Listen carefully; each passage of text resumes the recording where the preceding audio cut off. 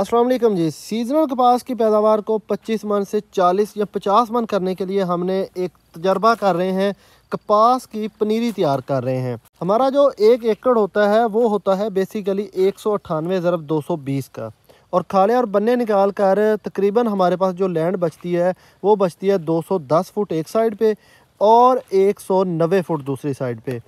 और अगर हम शुमालन जनूबर खेलियाँ निकालते हैं और 2.5 फुट पे एक लाइन से दूसरी लाइन का अगर हम फासला रखते हैं तो तकरीबन 84 खेलियाँ निकलेंगी। और अगर हम 2.5 फुट पे ही प्लांट टू प्लांट डिस्टेंस भी रखते हैं तो एक लाइन के अंदर 76 पौधे लगेंगे। तो इस तरह अगर हमारे पास कोई ऐसी वैरायटी हो जो कि लाइन टू लाइन भी और प्लांट टू प्लांट भी 2.5 फुट लग जाए, तो इस हिसाब से हमें 1 एकड़ में 6384 पौधे चाहिए होंगे। और तकरीबन यहाँ पे जो हमने पनीरी तैयार की है वो 10,000 ये आप थैलियाँ देख सकते हैं, ये हम तैयार कर रहे हैं जो कि 1.5 एकड़ में आसानी से लग जाएगी इंशाल्लाह। इसमें अगर हमारे को 500-400 प्लांट ज़ाया भी हो जाते हैं तो भी खैर है। अच्छा, अब मैं बात कर लेता हूँ कि इसकी हमने शिफ्टिंग किस तरह करनी है। अभी इसके अंदर हमने बीज नहीं डाला, ये देखें भराई मुकम्मल हो गई है। इसके बाद इस जगह की ये जगह बना दी हमने बीज के लिए। यहाँ पे 5-5 6-6 बीज डाल देंगे। बीज डालने के बाद ऊपर थोड़ी सी हम रेत डाल देंगे।